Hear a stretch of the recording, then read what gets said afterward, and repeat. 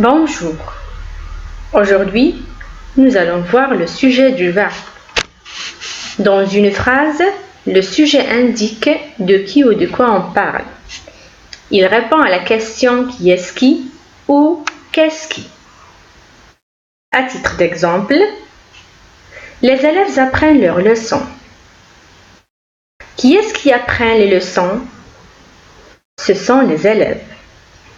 Donc, le sujet du verbe apprennent est les élèves. Deuxième exemple. La tempête gronde. Qu'est-ce qui gronde? C'est la tempête. Donc, le sujet du verbe gronde est la tempête. Voyons ensemble maintenant l'accord du verbe avec son sujet. Exemple. Les lions courent dans la savane. Et je pose la question, qui est-ce qui court dans la savane? Ce sont les lions. Pour vérifier est-ce que le verbe est bien accordé avec son sujet, je remplace mon sujet par un pronom de conjugaison. Ici, le groupe sujet est les lions. Je le remplace par la troisième personne du pluriel, il avec S. Et le verbe va prendre ainsi la terminaison ENT, comme vous le voyez dans notre exemple. Passons maintenant aux natures du groupe sujet. Un groupe sujet peut être un groupe nominal minimal, c'est-à-dire déterminant plus nom, comme le vent souffle fort. Le sujet est le vent. Il est sous forme d'un groupe nominal minimal. Deuxième exemple. Ces fruits apparaissent frais. Le sujet est ces fruits. Un pronom personnel de conjugaison.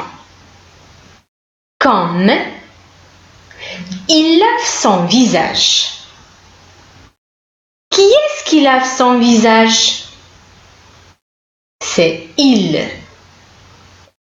Alors, le sujet de notre phrase est le pronom de conjugaison il. Deuxième exemple. Vous avez choisi le bon dessert. Qui est-ce qui choisit le bon dessert? C'est vous.